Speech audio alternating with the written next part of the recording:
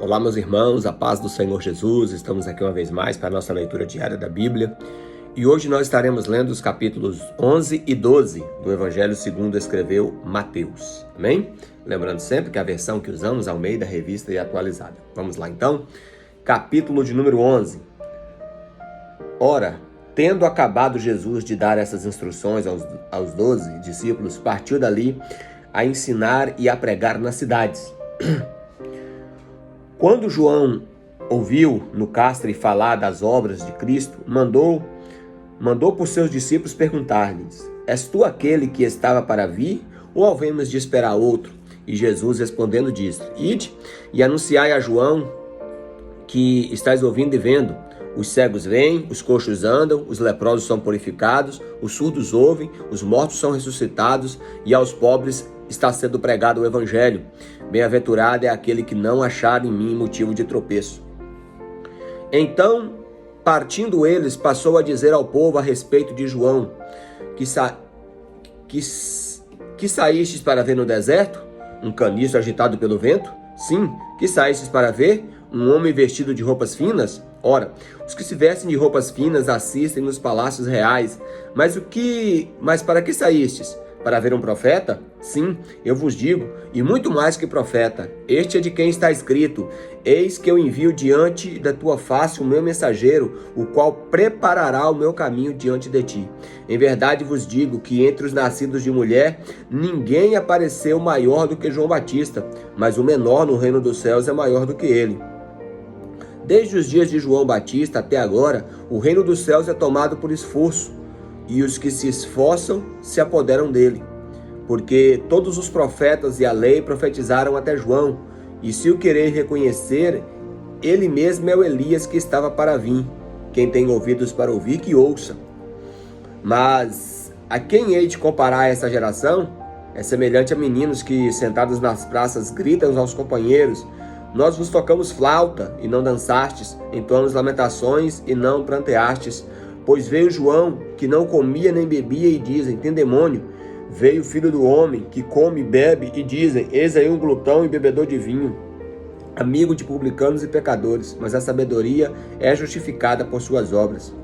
Passou então Jesus a increpar nas cidades, as quais ele operava numerosos milagres, pelo fato de ele não os terem se arrependido. Ai de ti, Corazim! Ai de ti, Betsaida! Porque se em Tiro e em Sidom se tivessem operado os milagres que em vós fizeram, há muito eles teriam se arrependido com pano de saco em cinza. Contudo vos digo que no dia do juízo haverá menos rigor para Tiro e para Sidom do que para vós outras. E tu, Cafarnaum, elevar-te-ás porventura até o céu? Descerás até o inferno, porque se em Sodoma se tivessem operado os milagres que em ti fizeram, teria ela permanecido até o dia de hoje. Digo-vos, porém, que menos rigor haverá no dia do juízo para aquela terra de Sodoma do que para contigo. Porque naquele tempo exclamou Jesus: Graças te dou, ó Pai, Senhor dos céus e da terra, porque ocultaste essas coisas dos sábios e instruídos e as revelaste aos teus pequeninos. Sim, ó Pai, porque assim foi do teu agrado. Tudo me foi entregue por meu Pai. Ninguém conhece o Filho senão o Pai, e ninguém conhece o Pai senão o Filho, a quem o Filho o quiser revelar. Vinde a mim, todos os que estáis cansados e sobrecarregados, e eu vos aliviarei. Tomai sobre vós o meu jugo, e aprendei de mim, que sou manso e humilde de coração, e achareis descanso para a vossa alma, porque meu jugo é suave e o meu fardo é leve. Agora, meus irmãos, capítulo de número 12. Por aquele tempo, em dia de sábado, passou Jesus pelas searas. Ora, estando seus discípulos com fome, entraram a colher espigas e a comer. Os fariseus, porém, vendo isso, disseram: Eis que os teus discípulos fazem o que não é lícito fazer no dia de sábado. Mas Jesus lhe disse: Não lestes o que fez Davi, quando ele e seus companheiros tiveram com fome? Como entrou na casa de Deus e comeram dos pães da proposição, os quais não lhes era lícito comer, nem a ele, nem os que com ele estavam, mas exclusivamente aos sacerdotes? Ou não lestes que na lei, aos sábados, os sacerdotes no templo violam o sábado e ficam sem culpa? Pois eu vos digo, aqui está quem é maior do que o templo.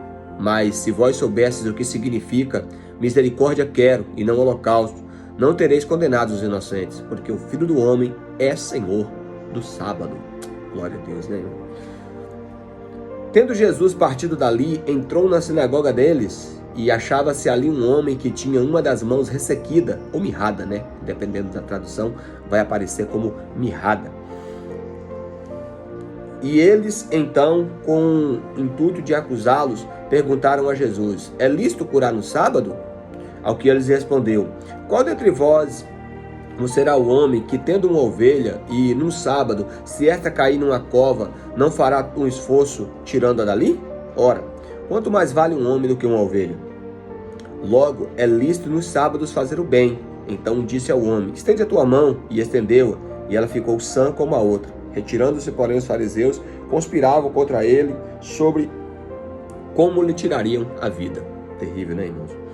Mas Jesus, sabendo disto, afastou-se dali, e muitos o seguiam, e a todos ele curou, advertindo-lhes, porém, que não expusessem a publicidade, para se cumprir o que foi dito por intermédio do profeta Isaías: eis o meu servo que escolhi, o meu amado, em quem a minha alma se compraz. Farei repousar sobre ele o meu espírito, e ele anunciar o juízo entre os gentios. Não contenderá, nem gritará, nem alguém ouvirá nas praças a sua voz. Não esmagará a cana quebrada, nem apagará a torcida que fumega, até que se faça vencedor o juízo, e em seu nome esperarão os gentios. Então lhe trouxeram um endemoniado, cego e mudo, e ele o curou, passando o mudo a falar e a ver, e toda a multidão se admirava e dizia: é este porventura o filho de Davi? Mas os fariseus, ouvindo isso, murmuravam: este não expele demônios, senão pelo poder de Belzebu, maioral dos demônios. Jesus, porém, conhecendo-lhes os pensamentos, disse: todo reino dividido contra si mesmo ficará deserto, e toda cidade ou casa dividida contra si mesmo não subsistirá. Se Satanás expele a Satanás, dividido estás contra si mesmo, como, pois, subsistirá o seu reino? E se eu expulso demônios por Belzebu, por quem expulso os vossos filhos? Por isso, eles mesmos serão os vossos juízes. Se, porém, eu expulso demônios pelo Espírito de Deus, certamente é chegado a vós o reino de Deus. Ou como pode alguém entrar na casa do valente e roubar-lhe os bens, sem primeiro amarrá-lo? E então lhe saqueará a casa. Quem não é por mim, é contra mim, e quem comigo não se ajunta, espalha. Por isso vos declaro: todo pecado e blasfêmia, senão serão perdoados aos homens, mas a blasfêmia contra o Espírito Santo não será perdoada. Se alguém proferir alguma palavra contra o Filho do Homem, ser-lhe-á isso perdoado. Mas se alguém falar contra o Espírito Santo, não lhe será isso perdoado, nem neste mundo, nem no porvir. Tá, irmãos? Então, a blasfêmia contra o Espírito Santo ficou explícito aqui, né? É você atribuir abertamente, conscientemente, uma obra que é de Deus, como é no caso de Jesus aqui, tá? E eles atribuir a demônios, a Satanás. Terrível, né? Prosseguindo aqui. Ou fazeis a árvore boa o seu fruto bom, e a árvore má o seu fruto mau, porque pelo fruto conhece a árvore, raça de víboras. Como podereis falar coisas boas sendo maus? Porque a boca fala daquilo que o coração está cheio. O homem bom tira do tesouro boas coisas, mas o homem mau do mau tesouro tira coisas más. Digo-vos que toda palavra frívola que proferirem aos homens, dela darão conta no dia do juízo, porque pelas tuas palavras será justificado, e pelas tuas palavras será condenado. Então alguns escribas e fariseus replicaram: mestre, queremos ver da tua parte um sinal. Ele, porém, respondendo: uma geração má e adúltera pede um sinal, mas nenhum sinal lhe será dado, senão do profeta Jonas. Porque assim como esteve Jonas 3 dias e 3 noites no ventre do grande peixe, assim o Filho do Homem estará 3 dias e 3 noites no coração da terra. Ninivitas se levantarão no juízo com essa geração e a condenarão, porque se arrependeram com a pregação de Jonas. E eis aqui está quem é maior do que Jonas. A rainha do sul se levantará no juízo com esta geração e a condenará, porque veio dos confins da terra para ouvir a sabedoria de Salomão. E eis aqui quem está maior do que Salomão. Então, o povo não queria ouvir a mensagem do arrependimento. Quando o espírito imundo sai do homem e anda por lugares áridos procurando repouso, porém não encontra. Por isso diz, voltarei para minha casa de onde saí, e tendo-o voltado, a encontra vazia, varrida e ornamentada. Então vai e leva consigo outros 7 espíritos piores do que ele, e entrando, habitam ali. E o último estado daquele homem torna-se pior do que o primeiro. Assim também acontecerá com essa geração perversa. Falava ainda Jesus ao povo, e eis que sua mãe e seus irmãos estavam no lado de fora, procurando falar-lhe. Alguém lhe disse, tua mãe e teus irmãos estão lá fora e querem falar-te. Porém, ele respondendo aos que lhe trouxeram o aviso, quem é a minha mãe e quem são os meus irmãos?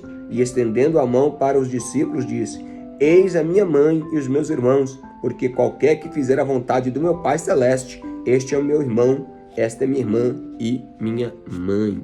Aqui, meus irmãos, Jesus não desprezou a família dele não, tá? Jesus aproveitou a oportunidade que ele estava se dirigindo aos seus seguidores, aos seus discípulos.